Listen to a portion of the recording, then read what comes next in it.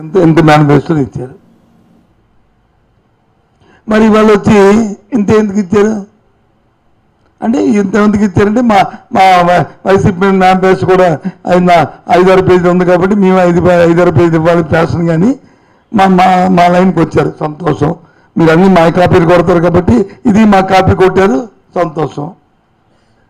ఎందుకంటే జగన్మోహన్ రెడ్డి ఓ దిక్సూచి కాబట్టి వచ్చారు, సంతోషం.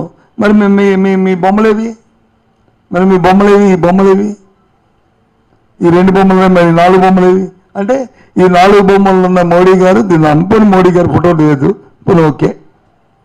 మరి రాష్ట్ర ప్రెసిడెంట్ ఫోటో ఉన్నా కదా అధ్యక్షులు, మీ ముగ్గురు ఫోటో ఉండాలి కదా. ఇప్పుడు మోడీ గారు వచ్చి దేశ రాజకీయాలు ఉన్నారు కాబట్టి దేశానికి సంబంధించిన అంశాలు ఎన్ని ఉన్నాయో మళ్ళీ ఇంకో రాష్ట్రంలో అడుగుతారేటో అన్ని భయం ఉండొచ్చు,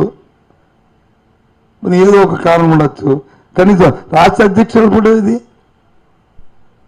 అంటే బీజేపీకి కూటమిలో ఉన్న ఒక పార్టీకి దీన్ని అండాల్సి చేయలేదు. దీన్ని అండాల్సి చేయనప్పుడు, దీన్ని వాళ్ళు ఒత్తాసపడినప్పుడు దేనికి పనికి వస్తుంది, దీన్ని ఎందుకు అసలు దాని గురించి డిస్కస్ చేయాలా? సరే, దాంట్లో ఉన్న అంశాలు మంచివా చెడా, అది సాధ్యమా అసాధ్యమా, అది సాధ్యమా అసాధ్యమా, అది పనికొచ్చిందా లేదా అన్న దాన్ని తర్వాత అంశాలు ఆలోచిద్దాం. కాదు కదా ఇది. ఈ 4-5 రోజులు తెలియని గందరగోళాలు ఇవి.